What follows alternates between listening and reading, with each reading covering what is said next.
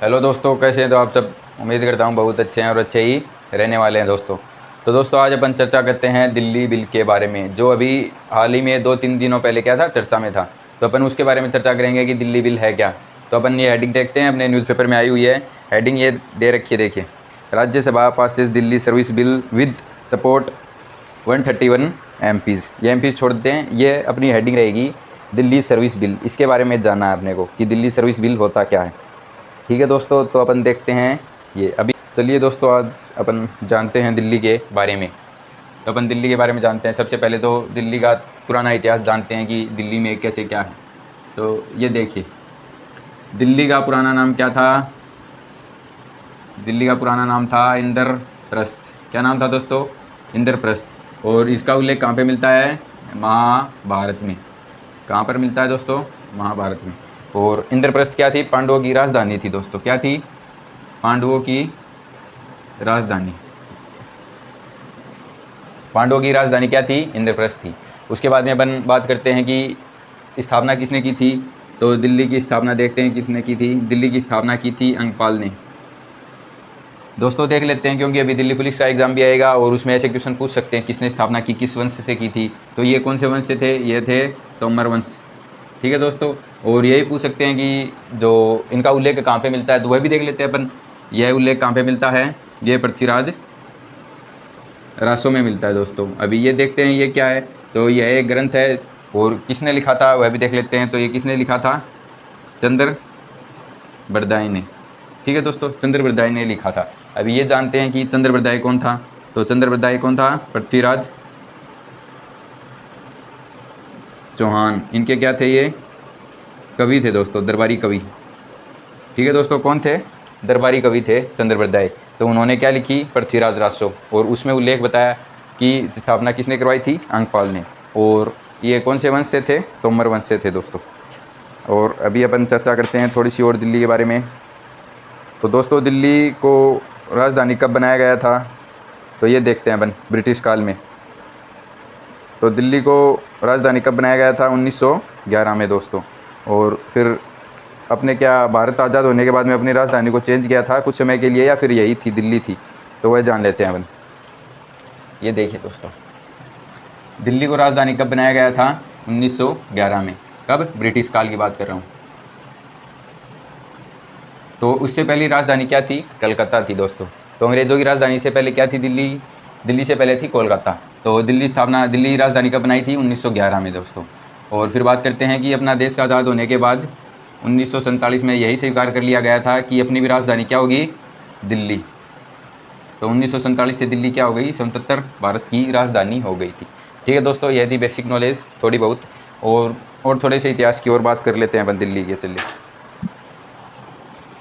ये बिठा देता हूँ, लिख लिया होगा नहीं आपने, दिमाग में फिट कर लिया होगा।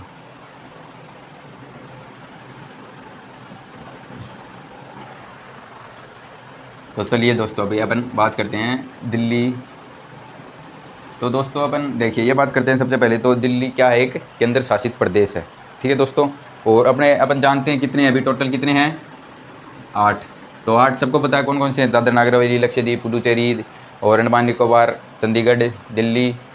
ये सब 8 हैं। जो रह गए वो आपको पता है। अभी अपन चर्चा करने वाले हैं। देखिए दोस्तों, एक तो दिल्ली, जम्मू कश्मीर जो कब बना था? 2019 में। और एक पुडुचेरी जो कब बना था? 1962 में। वह जानने की ज़रूरत नहीं है आपको। तो ये 3 हैं। 8 में से अपन ने 3 निकाल लिए। ये 3 क्यों निकाले हैं दोस्तों? तो ये 3 इसलिए निकाले हैं क्योंकि इनके अंदर क्या है? विधानसभा। यानी ये अलग कैसे हैं? तो सबसे पहले वो चर्चा करते हैं। तो देखिए ये क्या है? यूटी यानी केंद्र शासित, क्या है दोस्तों? केंद्र शासित प्रदेश हैं दोस्तों। और नाम से पता चल रहा है क्या है?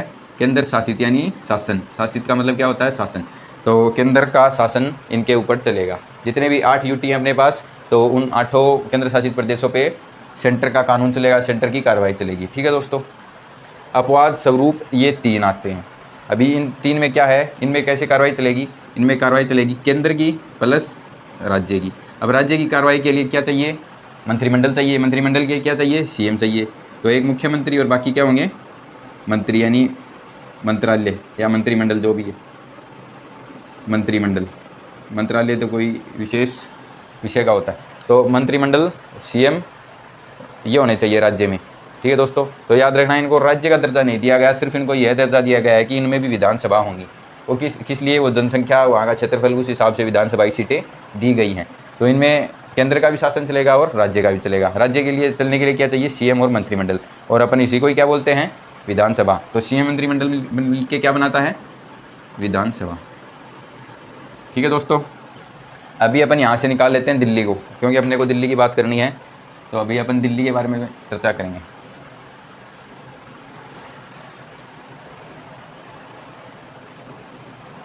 देखिए दोस्तों, दिल्ली के लिए सबसे पहले अपन यूटी के बारे में जानते हैं।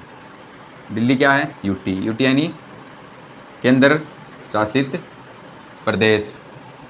तो केंद्र का क्या चलेगा, इसमें शासन चलेगा। अभी अपन समझ लेते हैं केंद्र का शासन चलेगा। केंद्र का शासन कैसे चलेगा, केंद्र का शासन चलेगा राष्ट्रपति के तहत। मतलब ये जो शासन है वो केंद्र शासित प्रदेश में जो शासन वो कहाँ से चलता है, राष्ट्रपति के तहत, यानी राष्ट्रपति की देखरेख में चलता है। तो राष्ट्रपति क्या करता है, शासन को चलाने के लिए किसी विशेष व्यक्ति की नियुक्ति कर देता है। तो उस विशेष व्यक्ति क्या कर देता है, नियुक्ति कर देता है। अब उस विशेष व्यक्ति को अपन अलग अलग नाम से जानते हैं, जैसे देखिए उपराज्यपाल, ठीक है दोस्तों, और एक प्रशासक बोलते हैं दोस्तों, प्रशासक। ठीक है दोस्तों, और एक नाम है जैसे मुख्य आयुक्त। ये मुख्य आयुक्त का नाम मैं इसलिए भूल गया क्योंकि दोस्तों यह नाम कहीं भी प्रयोग नहीं किया जाता मुख्य आयुक्त का। हाँ, ये दो नाम प्रयुक्त किए जाते हैं। जैसे उपराज्यपाल है, तो उपराज्यपाल कहाँ कहाँ पर बोलते हैं, एक तो दिल्ली में बोलते हैं, और एक अंडमान निकोबार में बोलते हैं, और जम्मू और कश्मीर में बोलते हैं। प्रशासक कहाँ पे बोलते हैं, चंडीगढ़ में बोलते हैं, और दोस्तों और लक्षद्वीप में बोलते हैं, और पुदुचेरी में भी बोलते हैं। ठीक है दोस्तों, कहाँ कहाँ पे बोलते हैं, चंडीगढ़, दमन दीव और लक्षद्वीप में। पुदुचेरी में क्या बोलते हैं, पुदुचेरी में बोलते हैं उपराज्यपाल। क्या बोलते हैं, उपराज्यपाल। तो एक ही व्यक्ति है, उनको अलग अलग पद से नवाजा गया, मतलब पद के हिसाब से बोलते हैं। तो मुख्य आयुक्त मैं मिटा देता हूँ कि मुख्य आयुक्त अभी किसी यूटी में किसी को नहीं बोलते, सिर्फ प्रशासक और उपराज्यपाल बोलते हैं। तो उपराज्यपाल कहाँ पर बोलते हैं, दिल्ली में, अंडमान निकोबार, जम्मू कश्मीर, पुदुचेरी, और प्रशासक चंडीगढ़ और लक्षद्वीप में। अपने को अब क्या करना है, दिल्ली से मतलब है, तो दिल्ली को लेते हैं अपन अभी, दिल्ली का प्रशासक। ठीक है दोस्तों, तो अभी दिल्ली किन से चलेगी, दिल्ली चलेगी उपराज्यपाल से, क्योंकि केंद्र शासित प्रदेश है दोस्तों। ठीक है, अभी तक कहाँ से चल रही है, केंद्र शासित प्रदेश है, यानी सेंटर के तहत चल रही है दिल्ली में सरकार। तो अभी अपन बात करते हैं, एक बिल लाया गया दोस्तों, बात है 1991 की। ठीक है दोस्तों, और एक कमेटी थी बालकृष्ण, यह एक क्या थी दोस्तों, समिति थी, बालकृष्ण समिति। इस समिति ने यह सिफारिश किया था कि दिल्ली को केंद्र शासित प्रदेश का दर्जा दिए रखो, मतलब आप इसके साथ कोई छेड़छाड़ मत करो। हाँ, लेकिन यहाँ पे आप मंत्रिमंडल की नियुक्ति करो, क्योंकि यहाँ पे जनसंख्या भी ज़्यादा है और जनता भी अपने मन से मतलब चुन के सरकार को भेजे, बाकी जो राज्यों में भेजती है वैसे। तो वैसे यहाँ पे इस समिति की सिफारिश मान ली गई, इस समिति की सिफारिश मान ली गई, और क्या कर दिया गया, राष्ट्रीय राजधानी क्षेत्र दिल्ली अधिनियम 1991 लाया गया। और इस अधिनियम के तहत क्या किया गया, विधानसभा की क्या की गई, स्थापना की गई। और विधानसभा से अपन समझते थे सीएम और मंत्रिमंडल। ठीक है दोस्तों, सीएम और मंत्रिमंडल। तो यहाँ से क्या आ गई, विधानसभा। हालांकि टाइम लगते लगते, पहले चुनाव कब हुए थे, 1993 में पहले चुनाव हुए थे। ठीक है दोस्तों, तो विधानसभा के प्रथम चुनाव कब हुए थे, 1993 में। और अभी देख लेते हैं कौन जीता था। तो पहले जो सीएम थे वो कौन थे, वो थे मदन लाल खुराना। ठीक है दोस्तों, तो मदन लाल खुराना क्या थे, दिल्ली के पहले मुख्यमंत्री थे, और बीजेपी थे। ठीक है, बीजेपी की सीट से थे, चुन के आए थे। और अभी बात करते हैं अपन, विधानसभा तो बन गई। टोटल सीट कितनी है, टोटल सीट है विधानसभा के अंदर, दिल्ली की विधानसभा के अंदर टोटल सीट कितनी है दोस्तों, 70। और कमाल की बात तो ये है, देखिए दोस्तों, जो दिल्ली को सरकार दे रखी है, यानी मंत्रिमंडल 10% से ज़्यादा नहीं होगा। तो 10% कितना हो गया, 7। तो इन 7 में भी क्या बने, एक तो सीएम और 6 मंत्री।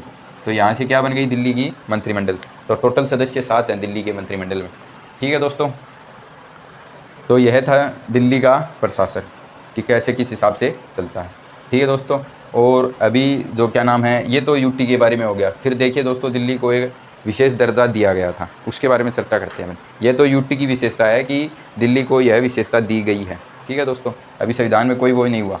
अभी अपन आगे बात करते हैं, जो आर्टिकल अपन ने लिख रखा है ना थंबनेल में 239A, उसके बारे में चर्चा करते हैं।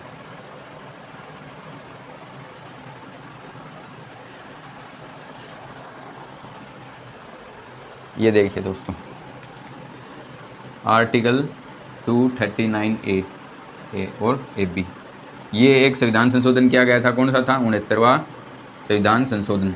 69वां संविधान संशोधन करके दिल्ली को विशेष राज्य का दर्जा दिया गया। यानी बाकी सभी यूटी में अब दिल्ली फिर से अलग हो गया। पहले देखिए 8 थे, 8 में से 3 अलग किए, 3 में विधानसभा, 3 में विधानसभा के बाद में दिल्ली को फिर से अलग कर लिया। क्यों? क्योंकि दिल्ली को क्या दिया गया? विशेष राज्य का दर्जा दिया गया। इसके तहत 69वां संविधान संशोधन 339AA में प्रावधान है, 339AB में प्रावधान है। अब बात करते हैं अपन विशेष दर्जे की। तो इससे क्या समझते हैं अपन दोस्तों? 1 मिनट देखिए, आप ये देखिए 1 मिनट।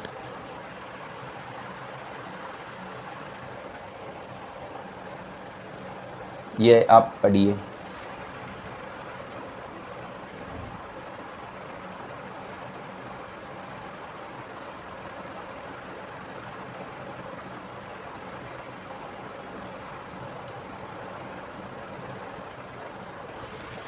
ठीक है दोस्तों, अभी अपन समझ लेते हैं इस बात को। देखिए, ये कहा गया था कि दिल्ली कानून बना सकती है कौन कौन से विषय पे? राज्य सूची के जितने विषय उन पे कानून बना सकती है, और समवर्ती सूची में जितने विषय क्या कर सकती है? कानून बना सकती है। तीसरी सूची कौन सी है दोस्तों? संघ सूची। संघ सूची पे कानून कौन बना सकता है? केंद्र, मतलब संघ बना सकता है। और राज्य पे राज्य बना सकता है, समवर्ती सूची पे दोनों बना सकते हैं। तो इसलिए समवर्ती सूची पे भी, राज्य सूची पे। लेकिन अपवाद किनको कर रख दिया? जमीन को, भूमि को, और पब्लिक ऑर्डर को, यानी लोक व्यवस्था। और तीसरा किससे? पुलिस। ठीक है दोस्तों, इन 3 विषयों को छोड़ के दिल्ली सरकार इन राज्य सूची पे और समवर्ती सूची के विषय पे कानून बना सकती है। ये प्रावधान था 239A। और उसके बाद में क्या प्रावधान था, ये देखते रहिए। उसके बाद में प्रावधान ये था कि मतलब समवर्ती सूची पे या फिर राज्य सूची पे, लेकिन याद रखना दोस्तों, केंद्र है वो तीनों पे वो क्या नाम है, तीनों विषय पे क्या बना सकता है? कानून बना सकता है। क्यों? क्योंकि यह है केंद्र शासित प्रदेश है दोस्तों, और केंद्र शासित प्रदेश का मतलब केंद्र के अंडर में। तो केंद्र तीनों पे बना सकता है, राज्य सूची पे, समवर्ती सूची पे और संघ सूची पे, तीनों पे बना सकता है। अभी अपन मान लेते हैं, जैसे देखिए, राज्य सूची या समवर्ती सूची किसी भी विषय पे ले लेते हैं। तो अपन मान लेते हैं कोई विषय सेवा का ले लेते हैं, जैसे IAS वगैरह। IAS चुन के आता है, और IAS अपनी सेवा के लिए क्या आता है? राज्य में सेवा देने के लिए आता है। तो उस पे कौन, किसका अधिकार होगा? उस व्यवस्था पे लेके चलते हैं। मान लेते हैं दिल्ली की सरकार है, वो कहती है कि इन पे हमारा अधिकार होना चाहिए, मतलब इनकी सेवा पे हमारा, और केंद्र कहता है कि नहीं, इन पे हमारा होना चाहिए। तो फिर क्या करेंगे? तो फिर विशेष दर्जे में सुप्रीम कोर्ट ने यह कहा था कि विशेष दर्जे का अर्थ यह है कि जो केंद्र की तरफ से कौन, यहाँ पे कौन शासन करेगा दोस्तों? केंद्र की तरफ से उपराज्यपाल। कौन? उपराज्यपाल। इधर से कौन करेगा? कौन करेगा दोस्तों? CM, मुख्यमंत्री। तो यहाँ जनता के द्वारा चुन के आया मुख्यमंत्री, और केंद्र शासित प्रदेश की तरफ से आया उपराज्यपाल। दोनों में मतभेद हो गया दोस्तों कि हम करेंगे, ये हो गया। तो फिर क्या नाम, सुप्रीम कोर्ट ने यह फैसला दिया कि राज्यपाल जितने भी मतलब अपने फैसले लेगा या फिर जितने भी कार्य करेगा, वो क्या करेगा? मंत्रिमंडल के तहत करेगा। ठीक है दोस्तों, यानी मंत्रिमंडल की बैठक होगी, उस बैठक में प्रस्ताव को पास करेंगे। प्रस्ताव को पास करने के बाद में जो कार्य के लिए प्रस्ताव रखा गया उस पर चर्चा होगी, उसके बाद में मतलब कार्य होंगे। मतलब CM के और मंत्रिमंडल की भी उपराज्यपाल जितने फैसले लेगा उसमें भूमिका होगी। यह था। अगर किसी फैसले पे दोनों में टकरार हो जाए या फिर कुछ प्रतिरोध का सामना करना पड़े, तो उसके बाद में उपराज्यपाल उस प्रस्ताव को क्या करता है? राष्ट्रपति के पास रख देता है, प्रस्तावित कर देता है। कि उस प्रस्ताव को राष्ट्रपति क्या करता है? फिर या तो अपने ऐसे देखता है कि या तो पब्लिक के हित में है, तब तो ठीक है, नहीं तो फिर उसको कार्यवाही के लिए आगे क्या करता है? निर्देशित करता है। अब वो कैसे करता है वो देखते हैं अपन। तो ठीक है दोस्तों, ये अपन ने देख लिया कि उपराज्यपाल और CM। तो अब क्या होगा? मान लेते हैं यहाँ से कोई प्रस्ताव है, उससे को राज्यपाल ने कहाँ पे दे दिया? आगे दे दिया। तो फिर आगे राष्ट्रपति क्या करेंगे वो देखेंगे अपन।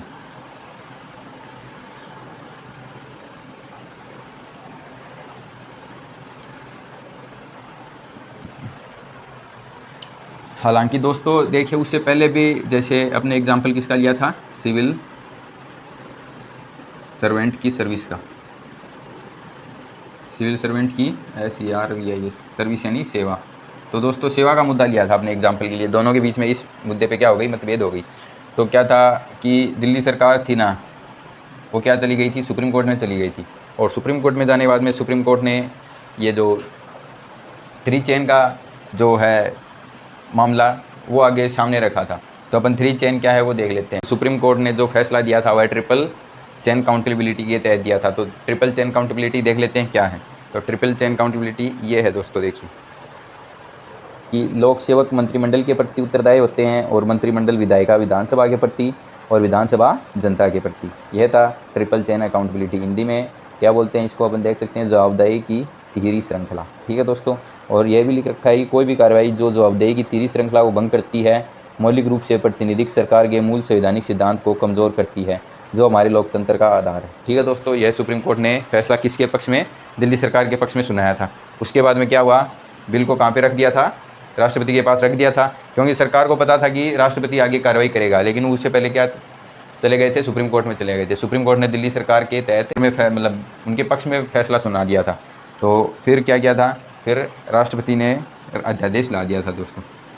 अभी बात करते हैं अपन, राष्ट्रपति ने अध्यादेश होता क्या, ऑर्डिनेंस, ये बात करते हैं अपन। देखिए अध्यादेश ऐसे होता है, अध्यादेश इक्वल टू कानून होता है दोस्तों। अध्यादेश क्या है, अध्यादेश एक कानून है। जैसे संसद कानून पारित करती है वैसे ही अध्यादेश भी एक कानून है। तो राष्ट्रपति ये कानून ले आया था, क्या कानून, कि ये सर्विस का मामला तो सेंटर के अंडर ही आएगा, तो ये कानून ले आए थे राष्ट्रपति। अभी बात करते हैं आगे क्या है। देखिए अध्यादेश तभी लाया जा सकता है जब संसद का सत्र नहीं चल रहा हो। और अध्यादेश कब लाया गया था, मई में लाया गया था। और संसद का सत्र कब चला था, 20 या 21 जुलाई को, 20 या 21 जुलाई को संसद का सत्र चला था। और मई में अध्यादेश लाया था क्योंकि उस समय संसद का सत्र नहीं चल रहा था। अभी अपन ये देख लेते हैं, 1 मिनट दोस्तों, सत्र के बारे में ये देख लेते हैं अपन। ये रहा अध्यादेश। अध्यादेश उसी समय जारी किया जा सकता है जब संसद में केवल एक सत्र चल रहा हो, क्योंकि जाहिर है कोई भी विधेयक दोनों सदनों द्वारा पारित किया जाना हो तो नहीं केवल एक सदन द्वारा। ठीक है दोस्तों, मतलब कहने का मतलब ये है कि दोनों सदन नहीं चल रहे हों तब भी अध्यादेश लाया जा सकता है, एक ही सदन चल रहा हो तब भी लाया जा सकता है, क्योंकि दोनों सदन की मंजूरी होनी पड़ती है किसी भी कानून को बनने के लिए। तो उस समय सत्र नहीं चल रहा था और अध्यादेश ला दिया गया था। अध्यादेश का मतलब अपन कानून से समझते हैं। अब अध्यादेश की अधिकतम अवधि यह होती है कि यह पूर्ण रूप से कानून नहीं होता, इसकी अवधि अधिकतम 6 माह होती है दोस्तों। 6 माह का मतलब ये है दोस्तों कि जब तक सत्र नहीं चलता, क्योंकि बताया गया है संविधान में कि 2 सत्र के बीच की अवधि 6 माह से ज़्यादा नहीं होनी चाहिए, इसलिए 6 माह है।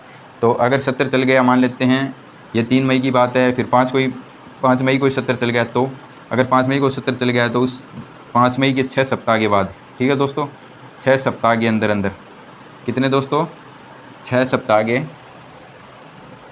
के अंदर अंदर क्या करता है, उस अध्यादेश को दोनों सदनों में, लोकसभा राज्यसभा दोनों से क्या करना करता है, पारित करना पड़ता है, फिर वो कानून बनता है। ठीक है दोस्तों, तो अध्यादेश पूर्ण रूप से कानून तो नहीं है, लेकिन एक समय के लिए, थोड़े समय के लिए वह कानून के जैसे ही कार्य करता है।